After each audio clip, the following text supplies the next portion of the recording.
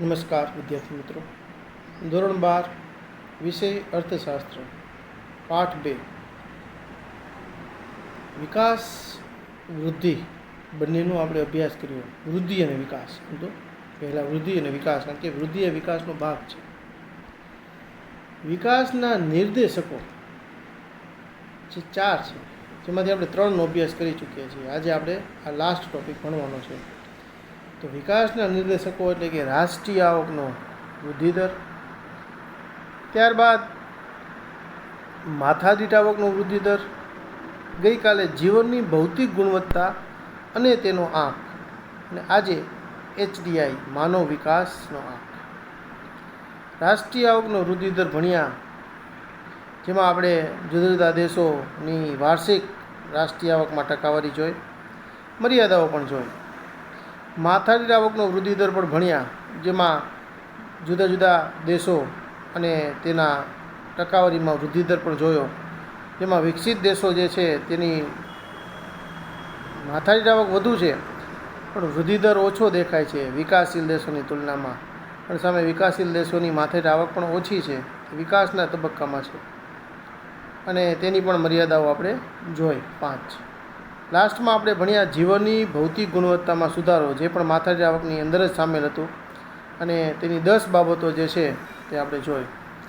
પછી ભણ્યા ગઈકાલે જીવનની ભૌતિક ગુણવત્તાનો આંક, જેમાં 3 બાબતોનો સમાવેશ કરેલો છે. 3 બાબતો ઘટકો: શિક્ષણનું પ્રમાણ, અપેક્ષિત આયુષ્ય અને બાળ મૃત્યુ દર. તો આ 3 બાબતોનું મિશ્રણ, 3 બાબતોને એકઠી કરીએ એટલે આપણને મળે જીવનની ભૌતિક ગુણવત્તાનો આંક. તો તેનું પણ મહત્ત્વ આપણે સમજ્યા, પણ તેની પણ જુદી જુદી બાબતો છે, જેમાં સકારાત્મક બાબતો અને મર્યાદાઓ પણ જોઈ.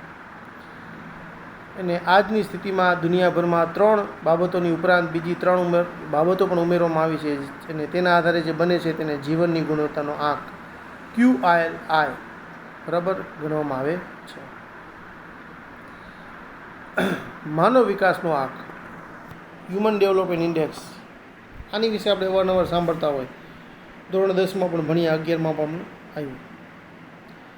વિકાસનો અદ્યતન નિર્દેશક માનવ વિકાસ આંક છે. 1990માં સંયુક્ત રાષ્ટ્ર વિકાસ કાર્યક્રમમાં UNDP દ્વારા, યુનાઇટેડ નેશન ડેવલપમેન્ટ પ્રોગ્રામ દ્વારા માનવ વિકાસ અહેવાલ, હ્યુમન જે છે ડેવલપમેન્ટ રિપોર્ટ રજૂ કરવામાં આવ્યો. આ અહેવાલમાં વિકાસના માપદંડ તરીકે માનવ વિકાસનો આંક, હ્યુમન ડેવલપમેન્ટ ઇન્ડેક્સ રજૂ કરવામાં આવ્યો. HDIમાં આર્થિક માપદંડોની સાથે બિન આર્થિક માપદંડ ઉપર વધુ ભાર મૂકવામાં આવ્યો છે.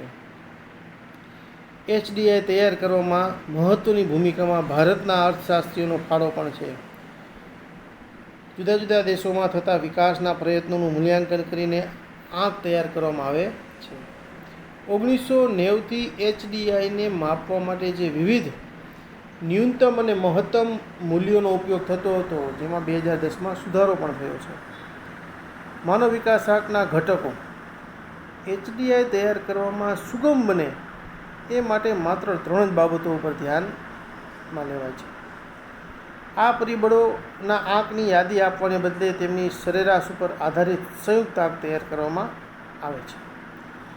અપેક્ષિત આયુષ્ય, એક્સપેક્ટેડ લાઈફ સ્પાન, શૈક્ષણિક સિદ્ધિનો આંક અને સામાજિક સિદ્ધિ પરનો આંક પણ સાથે દર્શાવે છે. જીવન ધોરણ દર્શાવતો આવકનો આંક આર્થિક સિદ્ધિઓ દર્શાવે છે. આમ 3 બાબતો, કારણ કે જીવન સાથે જોડાયેલી બાબતો છે: અપેક્ષિત આયુષ્ય, શૈક્ષણિક સિદ્ધિ, સામાજિક સિદ્ધિ દર્શાવે છે. કારણ કે આજના સમયમાં શિક્ષણનું મહત્ત્વ જે આપણે જોઈએ છીએ, શિક્ષિત માણસો છે એ સમાજમાં પોતાનું આગવું સ્થાન હાંસલ સારી રીતે કરી શકતા હોય છે. જીવન ધોરણનો આંક એટલે કે આવકનો આંક આર્થિક, કારણ કે આજના સમયનું મહત્ત્વનું પાસું છે આર્થિક પરિબળ. અપેક્ષિત આયુષ્ય HDI 3 બાબતોથી બનેલો છે, યાદ રાખજો. જન્મ સમયે વસ્તીનું અપેક્ષિત આયુષ્ય કેટલું છે તેને આધારે આંક અપાય છે.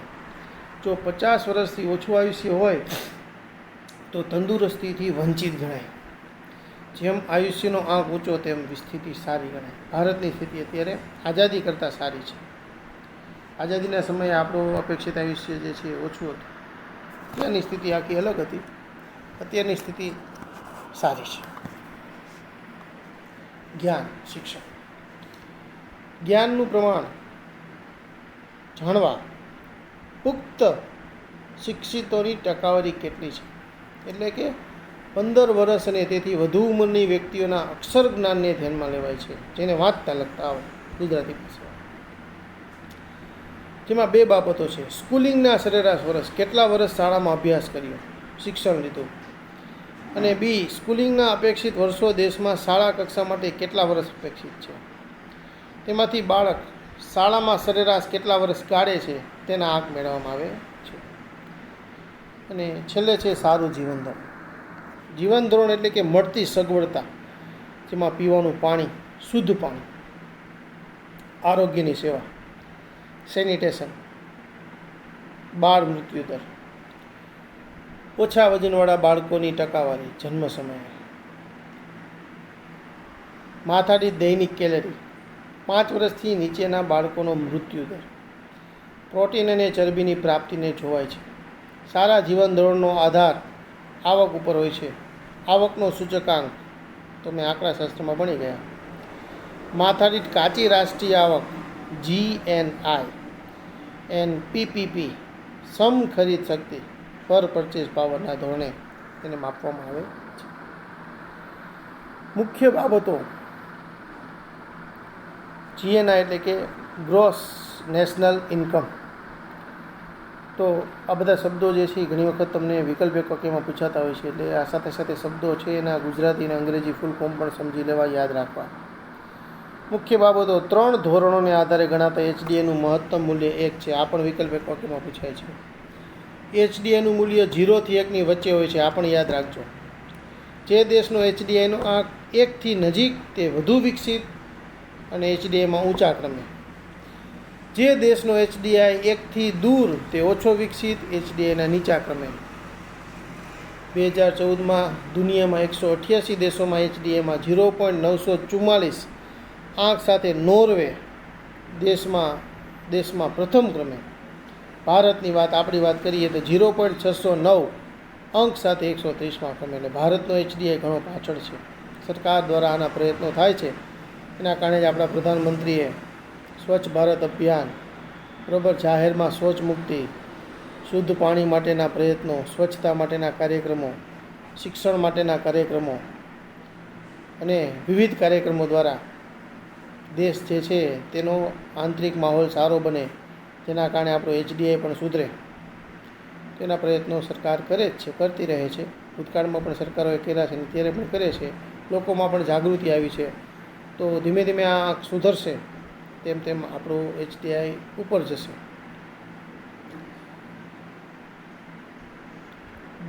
2015નો માનવ વિકાસ આંકનો અહેવાલ અને વિશ્વના દેશો આપણને આપેલો છે, જોઈએ.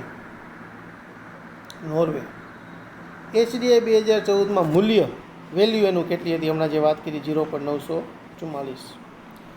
ક્રમ પહેલો, તેની માથાદીઠ આવક પર capita GNI gross national income, જેની વાત કરી ગયા, 94,992 જે છે તે આપણને આપેલી છે. અને આ બધી ડોલરમાં હોય છે, આપણે ભણી ગયા, અમેરિકન ડોલર. જન્મ સમય અપેક્ષિત સરેરાશ આયુષ્ય ALE 81.6 વર્ષ. વિચાર કરો કેટલું છે, 81.6. અભ્યાસના અપેક્ષિત વર્ષો 17.5 અને અભ્યાસના વાસ્તવિક વર્ષો 12.6. અમેરિકામાં 0.915 8મો ક્રમ, 52,947 અમેરિકન ડોલર માથાદીઠ આવક. જન્મ સમયે આયુષ્ય છે 79.1.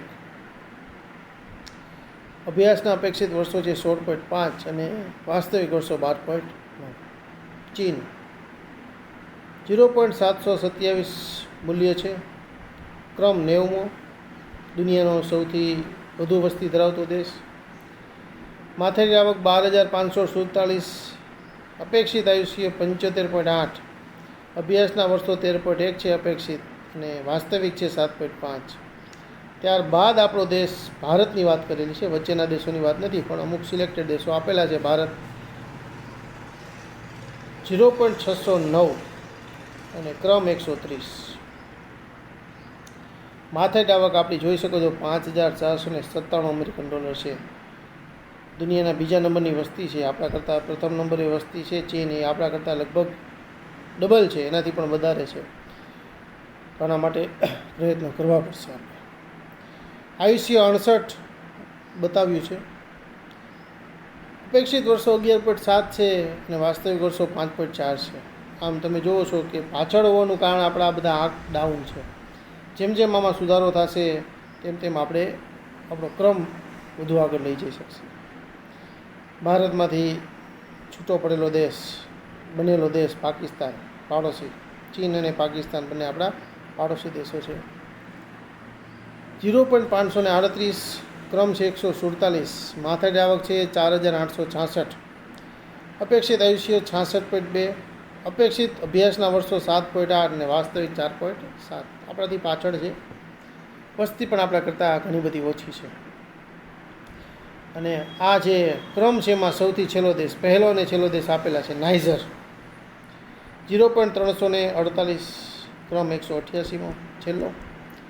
908 માથાની આવક છે ડોલર અમેરિકન. આયુષ્ય 61.4. અપેક્ષિત આયુષ્યના વર્ષો 5.4 છે. આ બધા આફ્રિકન દેશો જે છે કે જે મોટાભાગે આદિવાસી વસ્તીઓ ધરાવતા છે, જંગલોમાં જીવતા લોકો છે, હાડમારીઓથી જીવતા લોકો છે, તેમનું જીવન ધોરણ ઊંચું લાવવું ઘણું મુશ્કેલ હોય છે, પણ ધીમે ધીમે તેમાં સુધારો થઈ રહ્યો છે અને વાસ્તવિક વર્ષો 1.5 છે. આમ સૌથી વધુ માનવ વિકાસ આંક ધરાવતા રાષ્ટ્રો 1 થી 49 રાષ્ટ્રોનું સરેરાશ માનવ વિકાસનું મૂલ્ય 0.890 છે. 4 ભાગમાં વહેંચેલા છે. વધુ માનવ વિકાસ આંક ધરાવતા 50 થી 105 રાષ્ટ્રોનું સરેરાશ 0.735 HDI. મધ્યમ માનવ વિકાસ આંક ધરાવતા દેશો જે છે 106 થી 143 0.614 HDI. નીચો માનવ વિકાસ આંક ધરાવતા રાષ્ટ્રોમાં 144 થી 188 રાષ્ટ્રો 0.493. આમ 2014ના જે દ્રષ્ટિ છે માનવ વિકાસ આંકની, તેના મૂલ્યો સાથે નોર્વે પ્રથમ, ભારત 188માંથી 130મા સ્થાને. ભારતનું જો HDIના વર્ગીકરણમાં વાત કરીએ તો મધ્યમ વિકાસના ગ્રુપમાં આપણે આવીએ છીએ. વધુ માનવ વિકાસના ગ્રુપમાં જવા માટેની શક્યતાઓ ભરપૂર છે અને સરકારના પ્રયત્નો છે, લોકોની જાગૃતિ છે, તો આપણે નજીકના સમયમાં તેમાં પણ સામેલ થઈ શકીશું નવા સર્વે આવે ત્યારે. 2014માં HDIમાં છેલ્લા ક્રમે આફ્રિકા ખંડમાં આવેલો આપણે વાત કરી ગયા નાઇજર દેશ છે. માનવ વિકાસ આંકનું મહત્ત્વ. આર્થિક વિકાસના HDIના માપદંડમાં માત્ર આર્થિક નહીં, સામાજિક કલ્યાણના, શિક્ષણ અને આરોગ્ય જેવા માપદંડોનો પણ સમાવેશ કર્યો છે, જે પરિપૂર્ણ છે, કારણ કે માનવ જીવન સાથે જોડાયેલી મહત્ત્વની બાબત છે. HDI આર્થિક નીતિ ઘડનારાઓને સૂચવે છે કે આર્થિક વિકાસ સાધન છે અને માનવ કલ્યાણ તેનું અંતિમ ઉદ્દેશ્ય છે. સાચી પ્રગતિ બરાબર આર્થિક અને સામાજિક પ્રગતિ બંને. માત્ર આર્થિક પ્રગતિ એટલે લોકો પાસે નાણાં હોય એટલું જ મહત્ત્વનું નથી, સામાજિક જીવન ધોરણ પણ ઊંચું આવવું જોઈએ. જેમાં ભારત જેવા વિવિધતા ધરાવતા દેશોમાં જેમાં ઘણી બધી સમસ્યાઓ છે, તેના માટે તો આ અતિ જરૂરી છે. HDI વિધેયાત્મક છે. HDI વધે તેનો અર્થ દેશમાં શિક્ષણ અને આરોગ્યની સ્થિતિ સુધરી છે. HDIથી વિકાસમાન દેશોને કયા વિકાસની શક્યતા વધારે છે, કયા સરકારે વધારે કામ કરવાનું છે તેનો ખ્યાલ આવે છે. HDI વધારે પ્રગતિશીલ ખ્યાલ છે. આમ 6 બાબતો છે જેનું મહત્ત્વ દર્શાવે છે, પણ તેની મર્યાદાઓ પણ છે. HDIમાં 3 જ સામાજિક નિર્દેશકોનો સમાવેશ કરાયો છે જે ઓછા છે. બીજા સામાજિક નિર્દેશકોનો સમાવેશ કરવો જોઈતો હતો એવું કહે છે. HDIમાં 3 પરિબળોને સરખું મહત્ત્વ અપાયું છે, પણ ખરેખર જુદી જુદી સ્થિતિમાં તે જુદું જુદું હોઈ શકે છે. માનવ વિકાસનો આંક નિરપેક્ષ સ્થિતિ દર્શાવતો નથી. કોઈપણ દેશ અન્ય દેશની તુલનાએ કયા સ્થાને છે તે દર્શાવવામાં આવે છે, જેમાં સાપેક્ષ પ્રગતિ જ દર્શાવાય છે. HDI ઉપરાંત GDI, જેની આપણે વાત કરી ગયા અગાઉ, જો કે જેન્ડર ડેવલપમેન્ટ ઇન્ડેક્સ, જાતીય સમાયોજન આંક, સ્ત્રી પુરુષ. TAI, technological achievement index, Bharat જેવા દેશમાં ધીમે ધીમે આ સુધરી રહ્યું છે. આજે આપણે ભણીએ છીએ ઓનલાઈન, એ ટેકનોલોજીનો જ ઉપયોગ છે ને. HPI હ્યુમન પોવર્ટી ઇન્ડેક્સ માનવ ગરીબી આંક ભારત જેવા દેશની મુખ્ય સમસ્યા. HCI હ્યુમન કન્ઝ્યુમર ઇન્ડેક્સ માનવ વપરાશ આંક માણસ કેટલી સેવા સુવિધા વસ્તુનો ઉપયોગ કરે છે તે પણ મહત્ત્વના છે. જેવા અન્ય નિર્દેશકોનો પણ ઉપયોગ કરવામાં આવે છે. તો આ રીતે આપણો પાઠ નંબર 2 પણ પૂરો થાય છે. તો બધા જ આ ટૉપિક જે છે એને વ્યવસ્થિત વાંચી સમજી અને મને લેસનમાં મોકલશો અને પૂરી તૈયારી કરશો. ઓકે.